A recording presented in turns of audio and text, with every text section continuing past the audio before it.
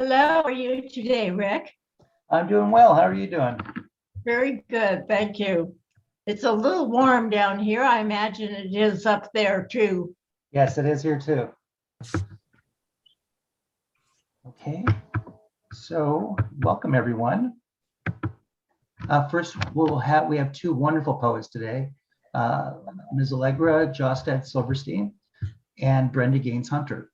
Allegra is a Chaparral member who was born in the middle of a blizzard on a farm in Wisconsin. Her Norwegian ancestors had bypassed the flat prairie land and settled in the coulees and hills of the non-glaciated area near the Mississippi River.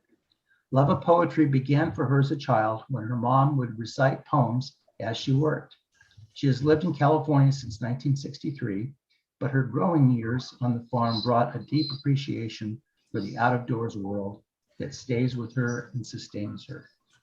She has over 200 publications in journals, 3 chapbooks of her own, plus 1 full-length book called West of Angels, published by Cold River Press. In March of 2010, she was selected as the first Poet Laureate for the city of Davis in California. She also dances with the Pamela, I'm going to mess this up here, Trokanski's Third Stage Dance Company, and she currently sings in the Threshold Choir. Allegra, take it away.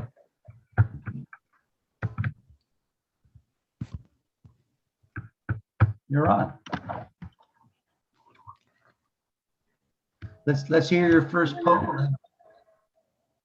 I'm having a little hard time hearing. Are you ready for me to start reading? Sure, yeah, I just gave your introduction. Okay, good. So first of all, Rick, thank you so much for inviting me to read for this. I'm just so thrilled to be a part of this. And I'm also very excited to be reading with you, Brenda. I think this is just a very beautiful time. And Rick, you do so much for poets and for poetry. You're great. Thank you. Thank you. I'm going to first read some poems.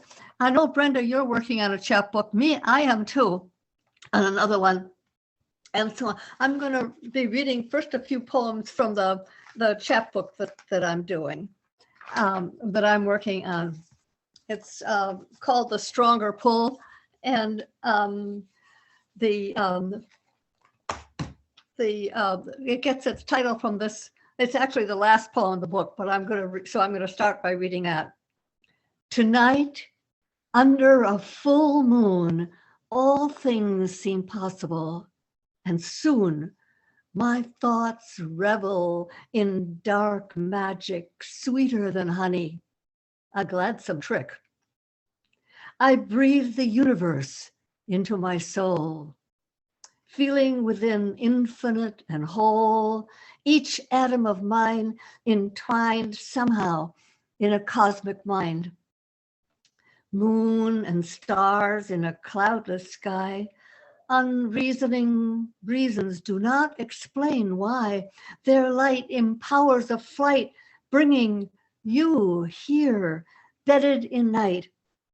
I breathe you into my heart, where no rules can keep us apart.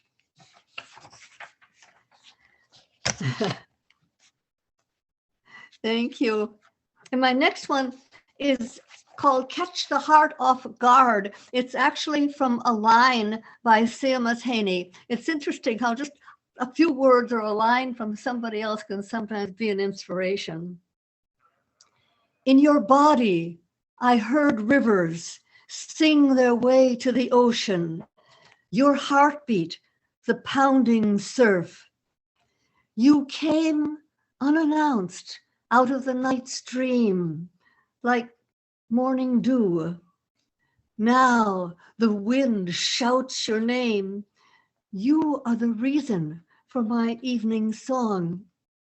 Stars of the night shine in your eyes, and I, alive in your dream, am kissed by the mouth of a breeze. A nightingale sings to the moon. Thank you. And the next one was inspired by science, the term quantum entanglement.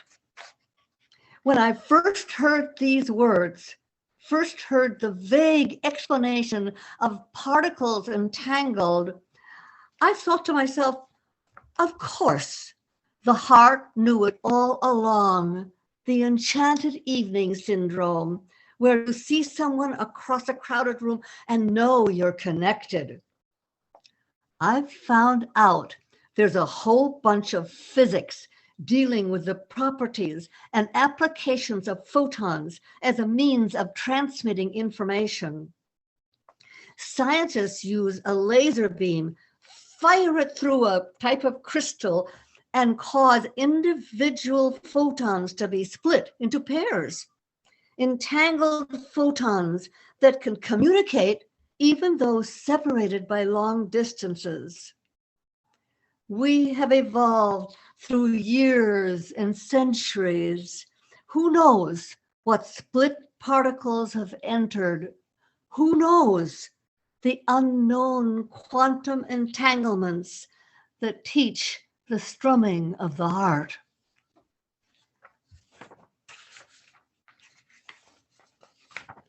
And Excellent. no, the next one is called Circles of Light. And this one is a special delight for me because a couple of years ago, it won the grand prize for the dancing poetry contest that's held in Berkeley. So it was wonderful to see them put it into a dance for me. Moon woman cuts a circle of light in the misty sky with a golden glow, hiding what lies behind and beyond, flames of desire we cannot know. In the misty sky, a golden glow, a longing perhaps for hidden stars. Flames of desire within us grow. Darkling dreams catch us unaware. Longings for something hidden in cocoons of woven silk, and darkling dreams catch us, moon woman's magic distilled, soft to touch as woven silk, lovers encircled by night, in the misty sky a golden glow, moon woman cuts a circle of light. You know, it's interesting, sometimes for me, a form is such a nice way. You probably recognize the pantoum here. And for me, a form is going to help me sometimes when I want to get to going into the form. And sometimes it's just abandon the form, but lots of times they really are so helpful. I'm going to forget the next one, I think. It was funny, when I was reading it, I decided I needed to do some more work on it. So I did some more work, but I'm still not quite satisfied. So this one is called My Father's Shoes, and it was inspired by a painting by Van Gogh. That beautiful one of his, you know, the pair of shoes that's just sitting there kind of like in a glow of light. Van Gogh found the beauty of a pair of worn shoes, laces undone, the day's work finished, marked by signs of wear and tear of daily use. They stand sanctified in a pool of golden light. I remember my father's shoes, returned to the kitchen light and warmth after he cared for the cattle, bedding them for the night. Van Gogh enlightens me to beauty I did not appreciate in those long ago years, my father's worn shoes.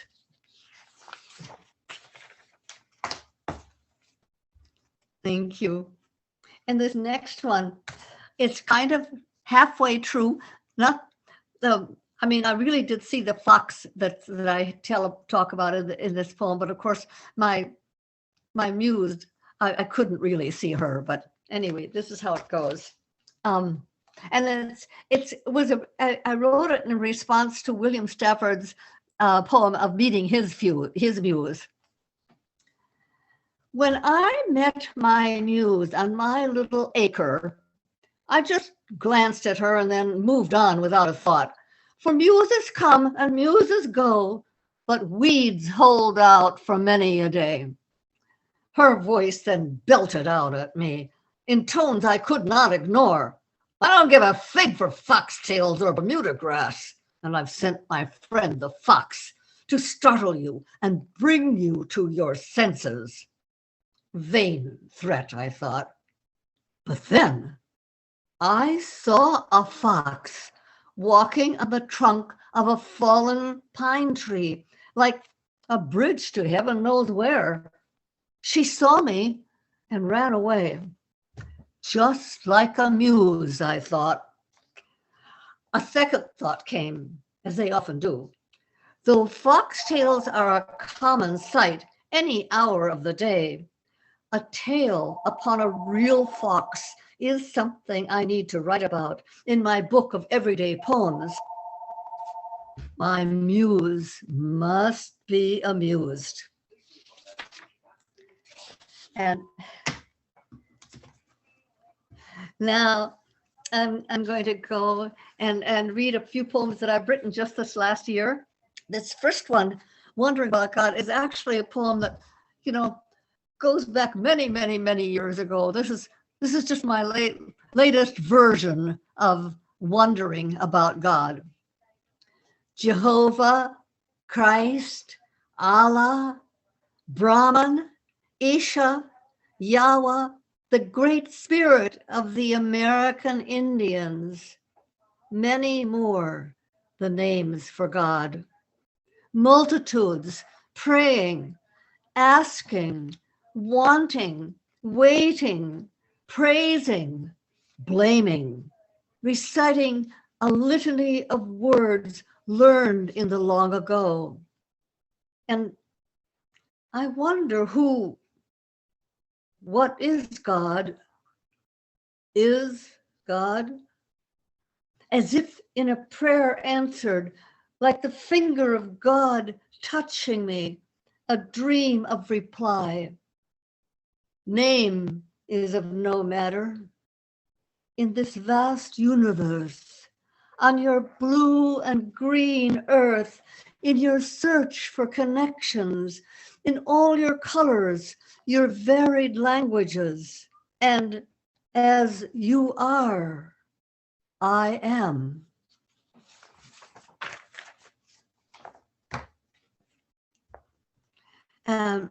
This next one is called Epiphany.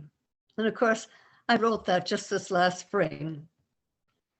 Everywhere I go, spring comes plowing through the earth, the green thrust of grass, of narcissus and daffodils into sunlight, as well as the chill breezes. Spring comes like prayers rising through the stem, like cream that rises on milk, like snow angels planted in winter. Morning streams on bare branches, transforms the nothing there with a glaze of light like a promise.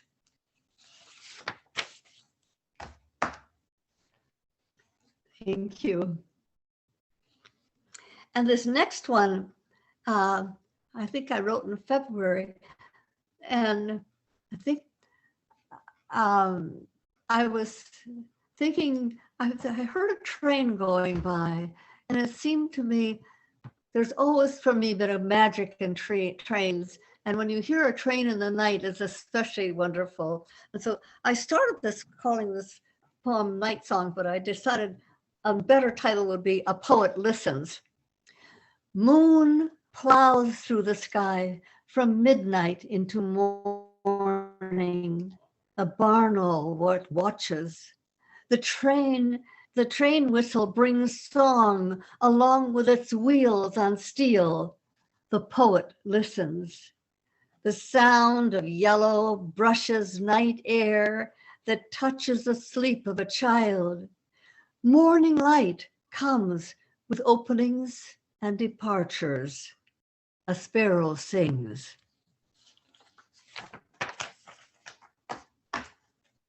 And this next one is in the form, I love the villanelle. It's also just a delightful form. And this is called Into the Mystery.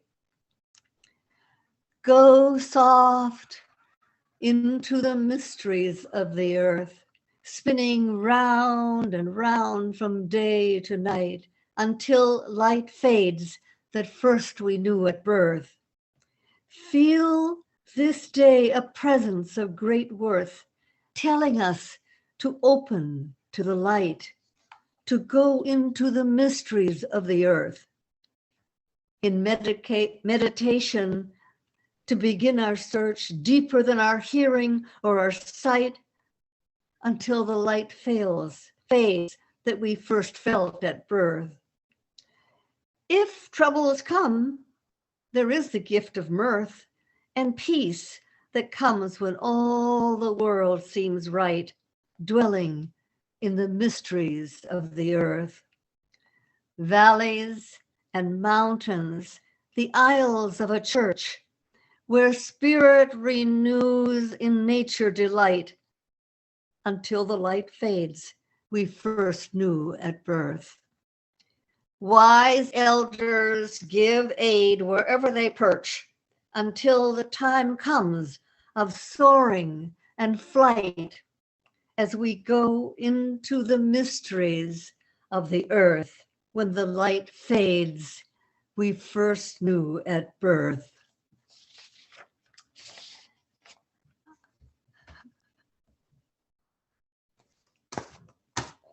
Okay, and this next one probably will ring a bell with most of you. It's called Waiting for Sleep. By the light of a candle, you lean into the night searching. Midnight, a lazy moon rests itself, stretching into the middle branches of an old lodgepole pine. Your candle flickers in the cool night air. You wait. Branches finger their way towards something in a cloudy sky, blocking the stars, though the moon shines through. You bend into the night, into the dim light of desire. Just above you, something sings in an attic of forgotten treasures.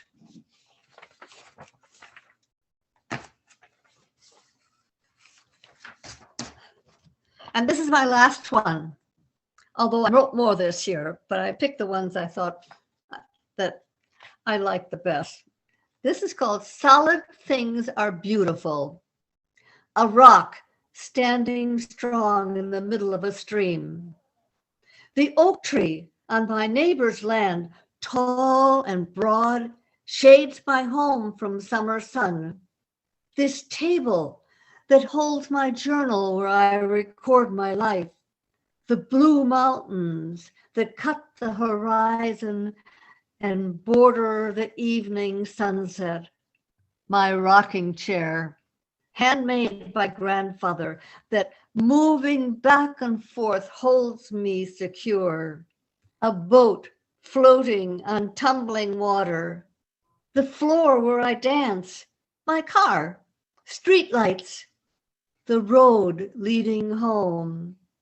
The plate that holds my food, fork, knife, spoon, large or small. Solid things are beautiful. Even in my dream, your strong arms holding me. Thank you. Thank you. Thank Okay, you. feel free to unmute yourself, and if anybody would like to give some feedback and comments. Beautiful job, Allegra. Thank you. Beautiful job, Allegra. I really enjoyed it. I listened to them on my drive from my house to my adopted grandmother's house. I especially like the one about your father's shoes. Oh, thank you. Thank you. That one meant a lot to me. And, you know, it's really amazing. I always wanted my father to be more dressed up and this kind of thing. And and so this poem meant a lot to me. Mhm. Yes, I could tell. Those are all such Allegra poems, and they really lift. They take you to a place where you can look at life in a really positive light. I love that. Thank you. A wonderful range. Uh-huh. Not everybody can write about quantum mechanics too.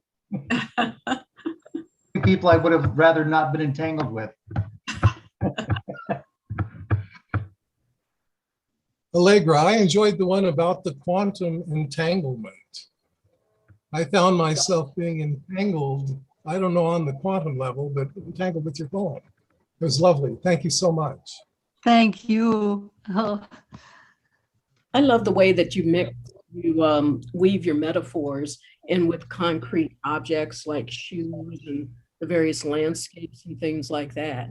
I think it's thank you. Oh, now I can hardly wait to hear your poems, Brenda. we really can wait. Allegra, I just want to say that I just love, I love the way you spoke of your poems. I just love your delivery. You just have that way of transporting us through your voice in your poetry. Very much Thank so. you. Excellent. I'm so happy to hear that.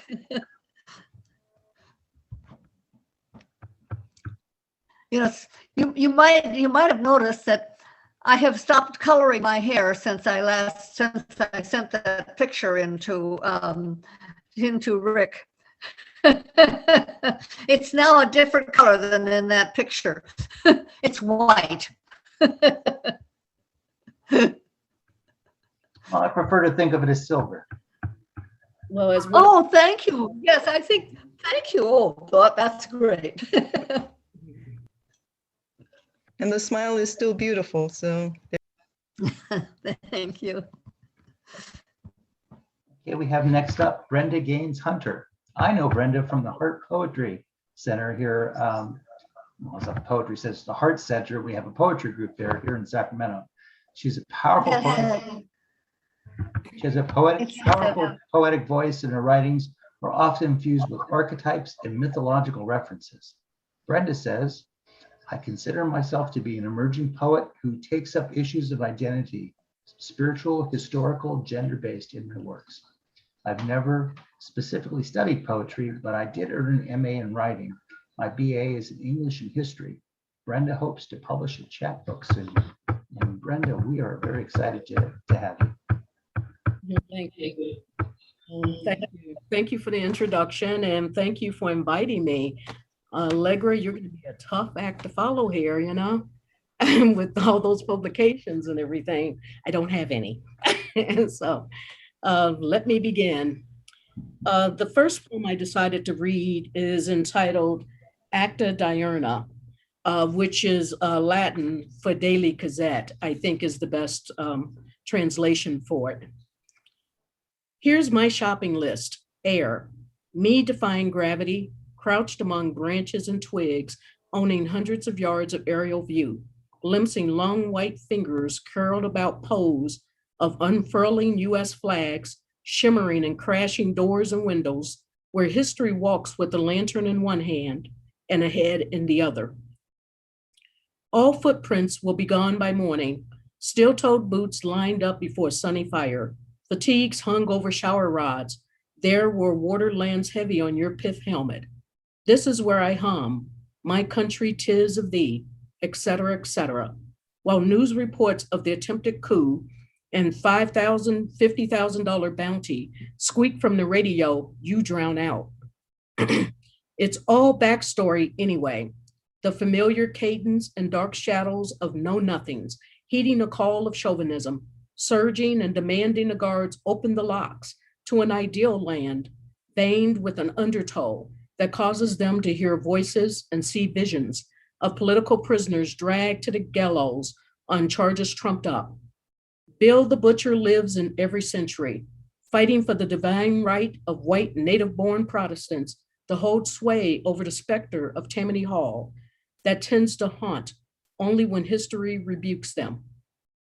It takes at least 2 people to be a wicked man, someone whispers.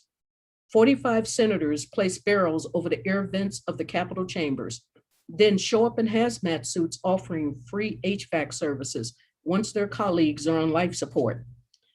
Tyranny is always the ideal, the what should not be, the what should be, the what was, never the what is. I sift through the data dump of otherworldly beings, trying to determine which spirits to worship or to kill. How my life became a recreational opportunity to take it back from a country that is a show and tell justice, draped in white sheets, rattling chains.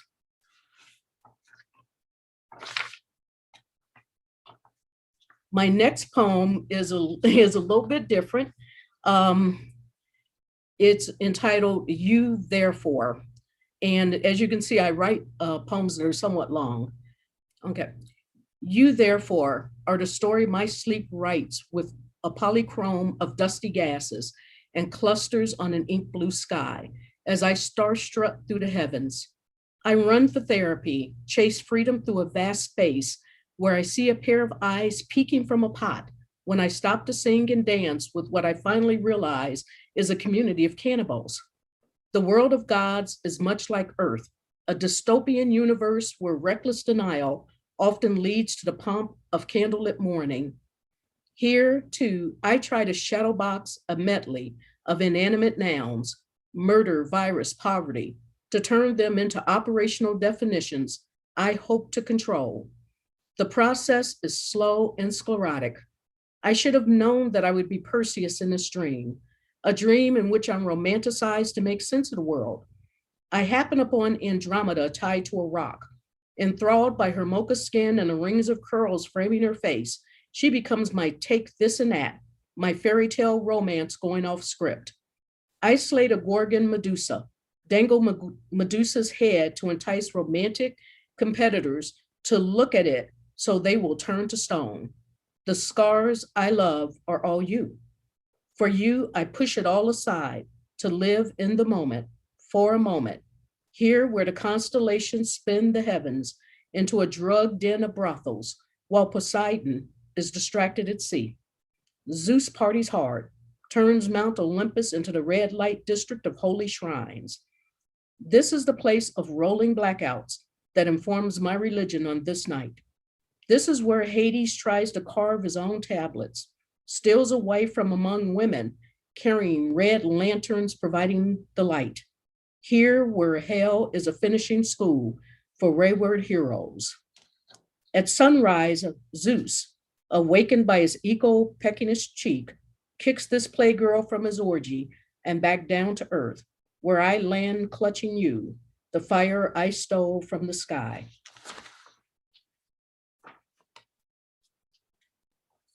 The next one is called Landscape. We are that expanse waiting to be landscaped, a hodgepodge narrative riddled with deep memories disguised as maids and shine boys that hunt us down, crisscross road maps of DNA that break the heavens into a darkened stillness that cools the air. Tragic figures always attract here, natives and settlers, slave and master, thunder and lightning. Twisting faces look southwest for spiraling clouds that change the mood of the fields, torture and arc, breaking the branches of our genealogical tree. Junipers and oaks grow along the riverbed, where we spend summers swimming and fishing and climbing among boulders and rocks, netting frogs and tadpoles. Those days give way to yellow-red autumn leaves and a sprinkling of snow, where chimney smoke mixed with the smell of curing hams and cooling sweet potato pies. The heavy hay-laden air of spring reminds us that breathing is a sign of dying. Here where America gave us life and constantly threatens to strip us of it. I hear the whip and the barking of hounds. I get lost in a stream, Suddenly see great-grandfather Joe running through the swamp. Halt, halt, nigger, I'll shoot, bang, bang, and then a splash that leaves Mississippi blurred and bloodied. Sirens whisper. The only thing we have to fear is fear itself. We save the newspaper clippings, paste them in our souvenir album alongside World War I ribbons, photos, and later stories about the New Deal. Ads for $50 down a week layaway plans. Eddie's Pawn Shop stashes our pictures and music in backroom storage. Cameras lie. That's us smiling only in the moment. Music buries our blues. Each payday, we reclaim pieces of ourselves. Those who are unemployed stay lost. Protesting and looting push days along to make economic opportunity for us within a conservatism that keeps insisting on a slow surrender, treating us like we each have 9 lives. We scramble for cover in cellars and listen for silence before stepping into the glow of a rainbow, punctuated by clouds sliding northeast across the sky. Here, where rivers slither and rise, and where downed power lines strangle the landscape through which syncopated breezes sing. Fruit ferments on the ground. I turn over and try to go back to sleep.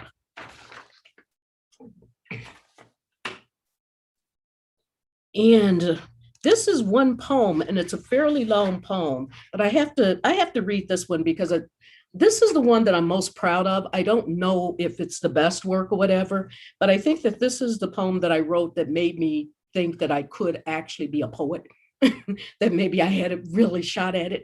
Okay, so I have to read this one to you. It's called God is Calling. 1, ancestral praise song. They still say wait. My fingers fell, my tired eyes. Help, feel for crevices, rocks, branches, other debris swimming upstream, where you occur and reoccur in centuries of rings of dissipating ripples, breezes on rocks, on leaves, cast off falling light onto the night. I hold on, hum lullabies while drifting out to sea. The heavens twinkle, you shimmer brightly among gems, whose fellow villagers used to call Mashaka, Io, Benta, et al., flickering like Morse code onto the halls of ships, summoning me over there, back to where my mother's mothers lost their names, though I am scared to glimpse cargo like me, the color of tea leaves, obsidian, jasper, tiger's eye, hauled from the hold, then pushed on 2 temperate waters float by. The Zambezi bows to the Indian Ocean, right there, where hippos and crocodiles still battle for bounty, right where you are born again and again, right here, where pirates in white blindfolded, hands tied, shine so bright, I squint to see, walk the plank. They call it atonement. Many a siren singing lulled restless merchants to jettison precious cargo, I hear. I remove your call, sing your praises. I do believe you are now your daughter's daughter, working your magic in me. Part 2 of this poem is called Lightning Bird. And, it sort of starts off with a little song that I made for what I call Grandmother Elon. Grandmother Elon is the name I've given to my maternal ancestor out of Africa, the one who was brought here. And Elon apparently in the Bantu language stands for God is Calling, and that hence the name of the poem. So, it just sort of starts off, Lightning Bird. There comes the lioness, my mother. Oh, that's my mother. Here walks the goddess, our mother. That's our mother. Kneel to your queen. It started here in the rainforest near Mount Cameroon, where the mouth of the Rori River pours into the Gulf of Guinea, when a Bantu fisherman spent another day among 1,000 or so years weighed down, idling in the water, while trying to row upstream with the statue of the nymph he carved way back when, tied to the stern of his shrimp boat, after he stole it back from Portuguese pirates, as tall as Titans, who enslaved and forced the villagers to log downstream centuries earlier, all while he fought off the eagle almost as big and round as the boulders separating and tumbling from the hills, rumbling, felling trees, kicking up dust storms, disguising, squilling and squawking, running and jumping. Trees exploded and boomed, fueling a flailing drunkenness of the cowering villagers coming in and out of focus. Fog clung to the air and dust settled on the edges of currents. Poof! An ebony woman rose from the statue and stood nearly as high as the sky, her face decorated in a glimmering art of white dots, and her lips painted with the dried sap of rust-red berries, filled the tributary as she placed one foot, then the other squarely on the water and walked. I am the mother of your mother's mother, the woman spoke when the villagers let out a gasp right before everything fell silent and still. Blinking, flitting moisture from their eyelashes caused pixelated images to form of a diviner whose incessant humming and fragrant cooking oils emanated each day from somewhere near the village center, though no one ever found the door. At midday, the crowd collectively vanished into a shadow so dark the stars twinkled upon it. Through the dust and fog, a skelly, dull, colored snout and slitty red-green eyes that didn't blink or move came into view, while in black and white, the woman flapped her arms into plumage and whipped her feet into talons to summon thunder and lightning strikes, struck the eagle in a boom crash cry that nearly caused the fisherman to plunge from his boat as he lunged while trying to catch the falling bird. Without him, I will go insane, yelled the fisherman. The fisherman looked up, squinting at the face of the nymph, who had been keeping his rowboat anchored in the middle of the Mozambique Channel since the coming of Christ. I am the mother of your mother's mothers. Who do you serve? She asked. Knowing pain in the fisherman's abdomen caused him to list left as he attempted to stand up to the woman to answer. The woman watched quietly and then kneeled, cut her image loose, and tugged on the tow line before letting go. The statue disintegrated into pulp and sank as the boat drifted near where high tides have stranded many a small vessel in that cove over there, where scrubland lay near the scattered fruit of a hidden Euripides garden, and here, where the woman blew out a warm, steady wind that rocked the shores as the shadow flickered from red to green, blue to purple, recreating the villagers from silk and a rainbow. The fisherman lifted himself from the boat and disappeared in the crowd. Lightning bird, insurrectionist, my mother's mother's mother. I am your 11th labor, the daughter of your daughter's daughter, dodging Leighton, seen lately in business attire. In business attire, walking the halls of Congress. I bring to you these glistening golden apples I picked myself from the pirate's garden. Thank you. Part 3. I told you, Rick. Part 3. So help me God is the name of part 3. You were a silhouette long before you became a distress signal. A message far off shores, surfacing seas, I try to answer. And I saw you everywhere, boarding the gangplank of the Prince Eugene, anchored to the slave dock at Fort Dauphin, among the escarpments of the small volcanic islands and coral reefs of the Mozambique Channel, and along the keys of the estuaries and bays of the Rappahannock and York rivers. Everywhere, you were a contrasting figure in wide format, a slow-moving slideshow in black and white, reeled in by me, while I trawled oceans and streams, fighting with fish eagles and river rats for the right to pick through garbage patches of plastic and bottles, chains and remnants of clothing and masks, wherever the currents were copper red. Right there is where I searched among small dunes and mangroves for DNA for our profile. Here where I later picked spears of tiny thorns from my abdomen. That was me drifting on a current, singing La Vie en Rose, near where baleen whales still see plankton and shows of tiny fish through their plates. There I tried to lead the sperm whales to beach their ship on the rolling mud flats, over there where my voice still bounces between the cliffs at Suicide Gorge and the Table Mountains of the Cape Peninsula, right where the cold currents of the Atlantic and the warm currents of the Indian Ocean meet and make rain and fog. I wanted to deliver you back to your Bantu family, back to the sun and sugar birds living among the flowering scrubs, penguins, macaques, chameleons, clawless otters, and fallow deer as we rounded the Cape of Good Hope. Like the black cat that trode the decks, I trode the waterways and led the Prince Eugene to chase his tail in the rotating currents, if only for a day or two. Light reflecting off the color of my casac in the darkness of the cargo hold was not enough to cause the whale to break stride. I recited "Thou shalt nots" as I stayed there with you and glimpsed the whale flipping his tail up and down, arching his white back where a dark dorsal fin resides on most whales, breaching the cold black waves. The cawing got lower and longer as the waters calmed into a whisper. Sweat pattered upon the water like a light rain when vapors squirted from the whale's blowhole. His eyes rolled back and then closed before he flopped onto his belly, which created a little splash. "Thou shalt not murder," I blurted. His eyes popped open, though his face was still twisting. The ship's timbers shivered and a few sails ripped, and some rigging collapsed as the whale began to snore.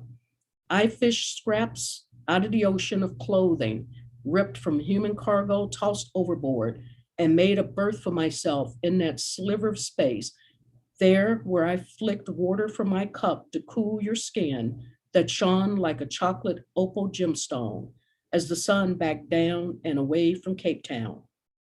I am now here, the astrologer standing on the bow of our junk boat, the fly buzzing through the halls of Congress, the hummingbird perching on the head of the bald eagle, that radio that constantly plays in the background, even after the gavel falls. On my palm, I hold your mother's father's astrolabe while lobbying the sperm whales and river sharks who still auction our lives at that whaling station of white marble, here where the Potomac River separates from the Chesapeake Bay. So help me God.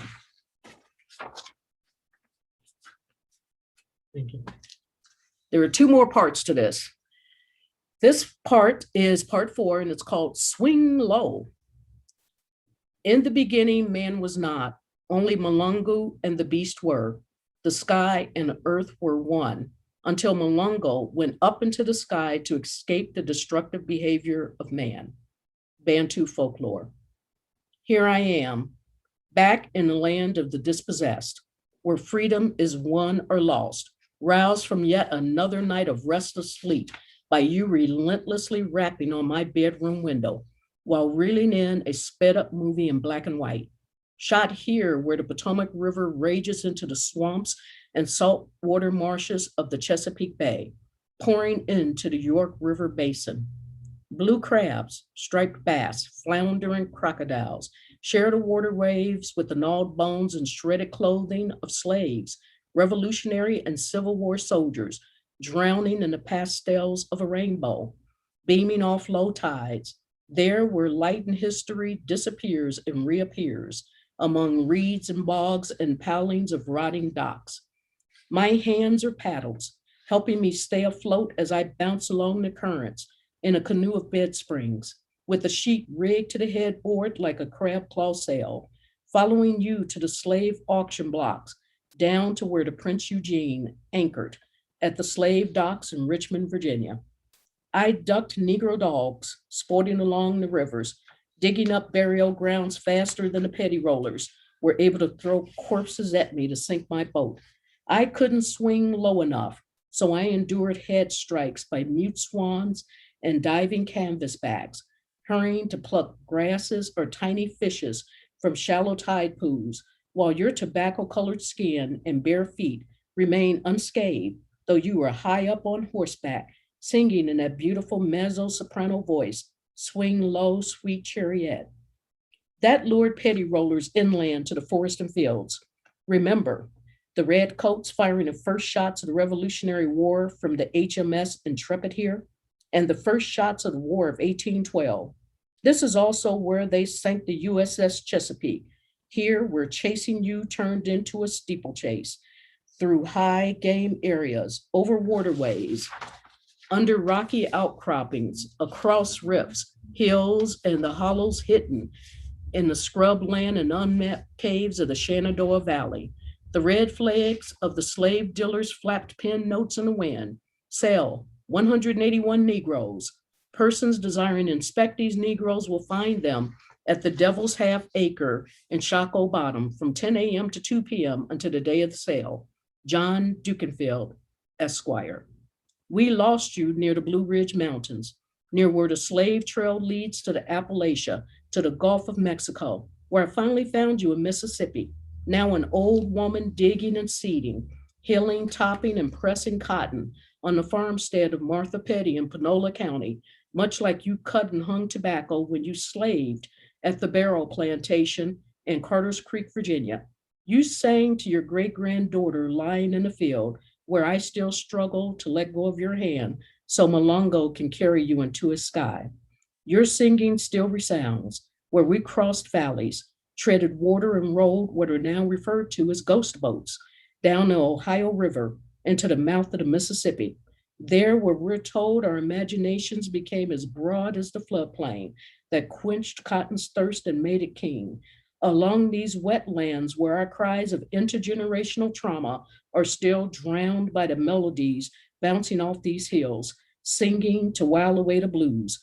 Over there, where General Grant marched his soldiers up and down the banks of the Yazoo River, patching every opening among the bluffs, fortifying Vicksburg to blockade the city. Down there is where the rebels surrendered in a different century, not upriver here, where each morning when I move to kiss my beloved's lips, I find you crooking your finger, beckoning me. There, but for the grace of God, we go, swing low. And this is the fifth and last part. This one is called Reverie. It was meant to be called Reverence, but I didn't quite make it to that point in the writing. Here we go, Reverie. Funny, huh? Sluts. Stupid. Ugly. Hee hee. Yeah, to you too. Shush. Yep. It's coming. Have your fun. I was a bully. It's coming. This is my ambush.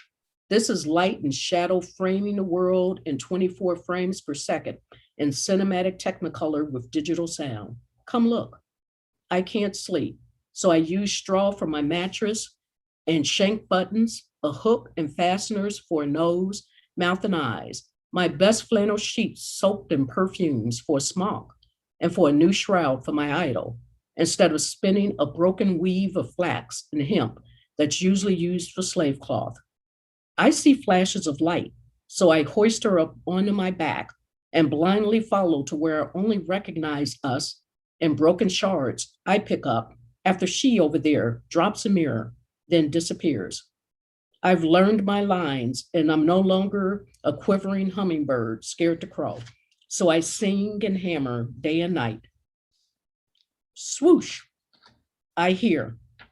Then follow footsteps across the river to a field called No Trespassing, where I hurry up and wait. There she becomes my papyrus, my 95 theses nailed to a crossbar, affixed to an old balding tree, gnawed by roaming dogs and predatory blackbirds, like the kind sitting on her arms right now.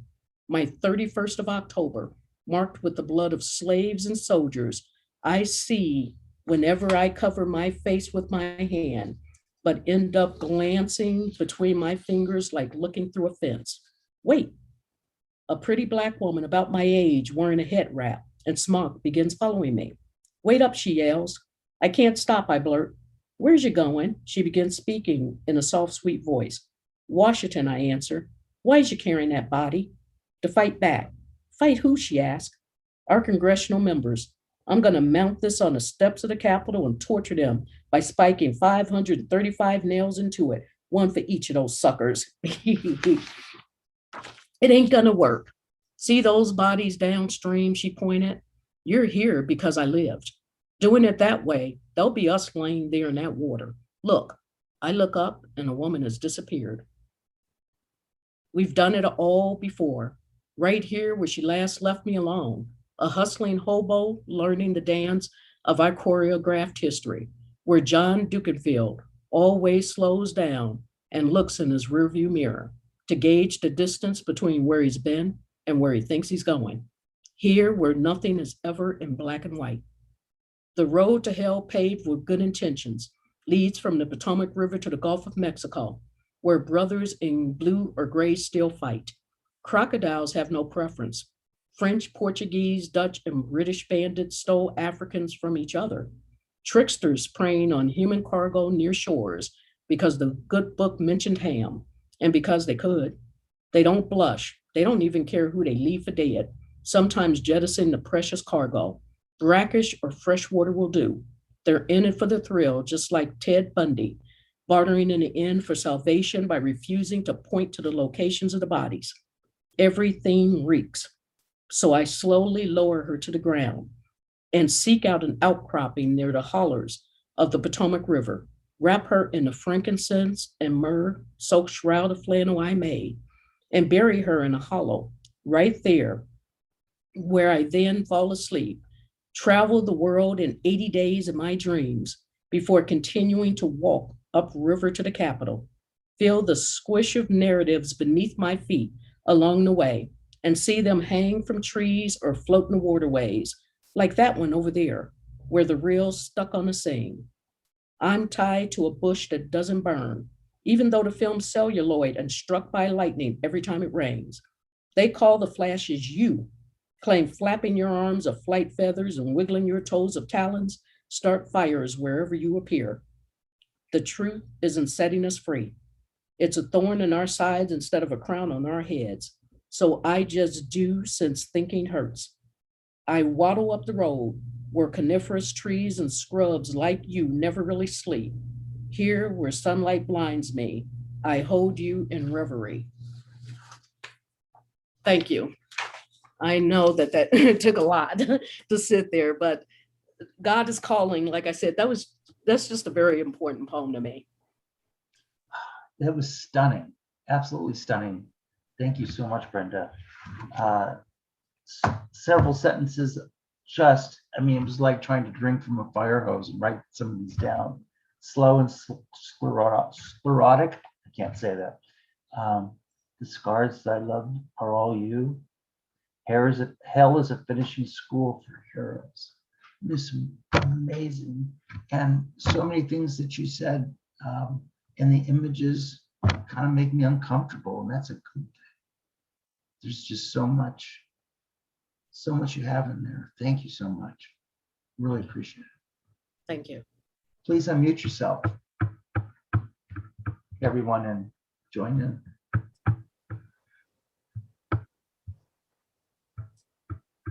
Brenda, I was amazed at all the history that you got into this your last long poem. It was amazing. You might consider, if you have an artist friend, I could see this becoming a chapbook, this one poem becoming one chapbook with a lot of illustrations along the way. It might be a very exciting kind of project to do. I loved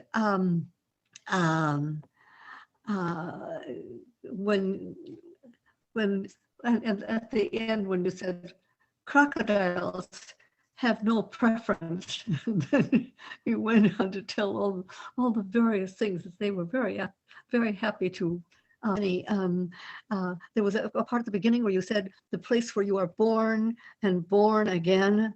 And I loved the part of your grandmother, Elan, who's the mother of mothers of mothers. That's that was to me fascinating.